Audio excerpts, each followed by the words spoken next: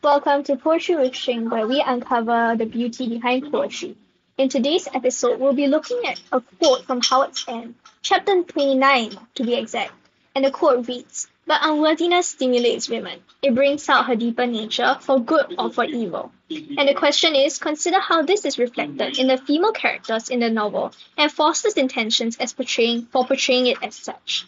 So in today's episode, we'll first outline how we can break down the essay into a few body paragraphs. Thereafter, I would share with you how I would possibly write an essay to answer this question. So here's how I would answer the question. The first thing would be definitely to break down the quote. So the key idea in this quote would be of unworthiness. And I think the key question that you need to ask yourself first is, what is this unworthiness? Is this unworthiness a woman's own unworthiness, or is it a woman's perception of others' unworthiness? So in this essay, I will be addressing both aspects. So it will be woman's own unworthiness and women's perception of others' unworthiness.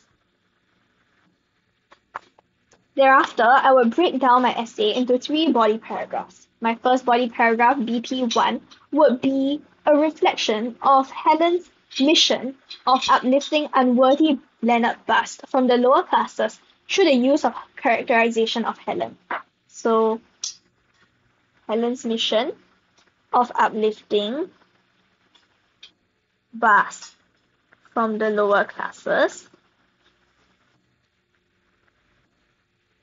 Secondly, I would be addressing the idea of the connection between ideals and material through the characterization of Margaret in helping Henry only connect. So in this case, Henry is the one who is so-called unworthy in Margaret's eyes. So I'll be mostly talking about ideals and materialism and their connection. Importantly, how Margaret helps Henry connect these two.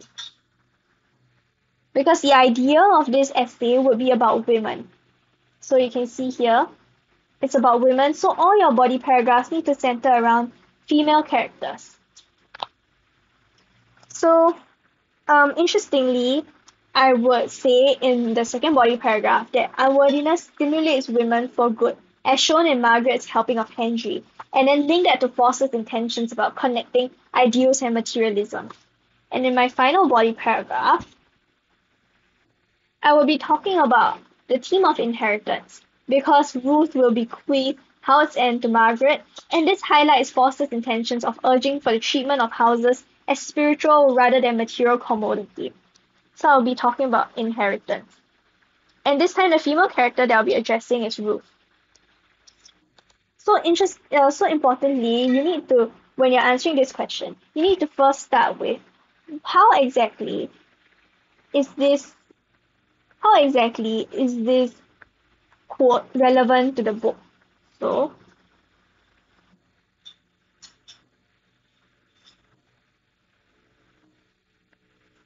you need to pick out the specific examples and what it shows with respect to the quote. So you need to bring in your themes, your characters, plot sequencing, etc. And then your second step would be to link it to Forster's intentions, because the question asks you to do that. Notice here, Forster's intentions of portraying it as such.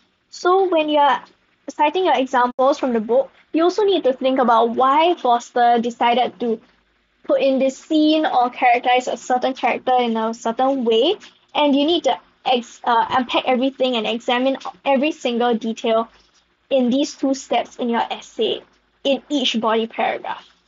So with our essay outline over here, let's begin. In chapter 29 of Howard's End, Henry and Margaret are reconciled following the revelation of Henry's affair with Jackie 20 years ago in chapter 27. The quote reflects the theme of divisions between classes, across families, and through outlooks of life in society. which are handled with by economic, cultural, and spiritual means. Through Helen's pursuit of lifting poor Bast out of the abyss, Margaret's mission to allow Henry to see a balance between material and ideals, and Ruth's value of a spiritual heir rather than a material heir to the previous Howard's End, the female characters in the novel are revolutionary for their time and reveals the magnanimous and selfish in them. Firstly, the quote reflects Helen's mission of uplifting unworthy Basts from the lower classes through the use of characterization of Helen, evoking the theme of the value of cultural capital to various stratas of society. From this, Forster highlights the inevitability of selfishness to prevail in society and condemns it, instead proposing a future of England where only connect with reign. Leonard Bast from the lower classes um, sees culture and acts as and the arts sees culture and the arts as a means to allow him to attain education and ascend the class system. Thus, he views culture as an economic capital. Conversely, Helen perceives culture as a form of enjoyment, as she is in the middle classes and is comfortable financially, as she stands upon islands of money. Helen's acquaintance with Bast leads Helen to consider Bast unworthy, firstly due to their class difference, and secondly due to his degradation of the arts. So importantly here, why did Helen view Bast as unworthy is due to the class difference, and also due to his degradation of the arts. By viewing the arts as only material capital, instead of appreciating the arts as it is. Forster portrays Helen's quest to lift Bast out of poverty as a reflection of her inner philanthropy in her characterization. In a bid to help Bast, she brings the duo to Orniton Grange and spoke up for them by telling her sister about justice and how the two Basts have starved. By actively seeking a solution to help the Basts improve their financial situation, Helen is characterized as a righteous lady, driven by Bast's unworthiness. However, on closer inspection, while Helen is philanthropic, she is also innately selfish. In her dialogue with Tibby, Forster characterizes Helen to treat the Basts as her pet project, claiming no doubt people will think me extraordinary, as the justification for Helen helping the Basts. So notice here, I'm going from Helen being righteous and like ensure an uplifting Bast, trying to improve his unworthiness. I extend to the idea of Helen also being selfish. So, in a sense, is she unworthy? If you go back to the quote and think about it, this idea of unworthiness stimulating her. So, she would think that, once again, she would claim that no doubt people will think her extraordinary as the justification for Helen helping the Basts. Thus, Forster reveals Helen's desire to be recognized by society as charitable, motivating her to help the Basts, indirectly signaling her villainy. From this, Forster conveys how class differences spurs one to help another out of goodwill. However, at the same time, self-driven motivations may also underlie these kind acts, indicating Forster's perception that selfishness is inevitable, and highlighting Forster's encouragement of dissolving class divides to reduce the motivation of helping others to be due to the desire to gain affirmation from higher stratas of society. Now moving on to the next body paragraph. Secondly, the quote reflects the theme of connection between ideals and materials through the characterization of Margaret in helping Henry only connect, indicating Forster's intentions of championing the reconciliation between lofty ideals and pragmatism to achieve connection and worthiness. Henry Wilcox, a businessman whose life motto is concentrate, is unworthy to Margaret because he is obtuse and refused to accept emotion into his life. Henry is characterized by Forster as having a fortress around him, indicating his self-protection against emotion that will make him vulnerable. To Margaret, he is frustrating, as she perceives only connect with emotions and empathy to be the essence of a meaningful life. As such, she is motivated to help Henry see the connection even if it kills him, bringing out her dedication and kindness. Despite the revelation that Henry had an affair with Jackie in the past, Margaret forgave Henry, as seen from how she offered to care for Henry at Howard's End when Henry's fortress fell apart, by taking Henry down to recruit at Howard's End. To Forster, he orchestrated this to be one of the steps to Margaret helping Henry connect. So evidently over here, helping Henry connect would be to take care of Henry and degrade his fortress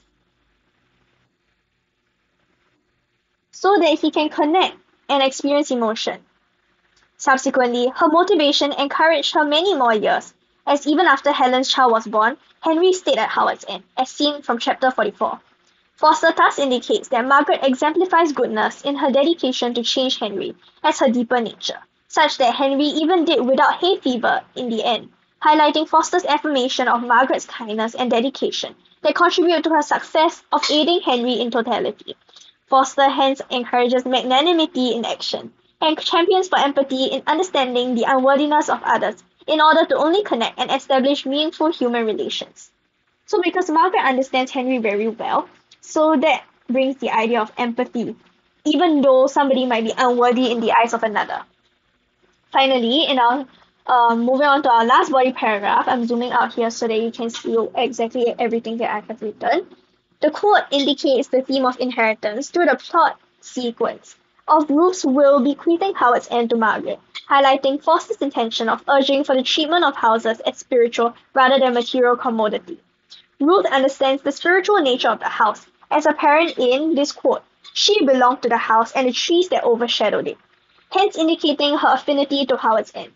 However, the Wilcox family does not appreciate Howard's End, prompting her perception of them as unworthy of it. So in this case, Ruth thinks that the Wilcoxes are unworthy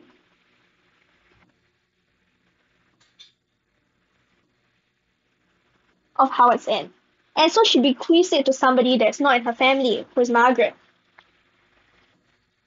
As such, it brings out her deeper nature in her bequeath of the house to Margaret, an outsider not blood-related to the Wilcoxes, shown in the note she wrote in pencil to Henry. I should like Miss Schlegel to have Howard's End. To Ruth, she did a remarkable act that upheld her values, as she wanted the house she loved to be in the trusted hands of someone who understood the true value of the house. On the other hand, the Wilcoxes thought her a traitor for transferring house wealth to a stranger with no ties to the family.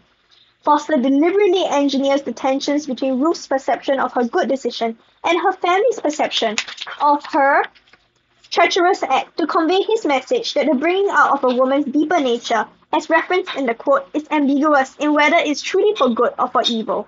This is due to opposing perspectives on the motivations for an individual's actions.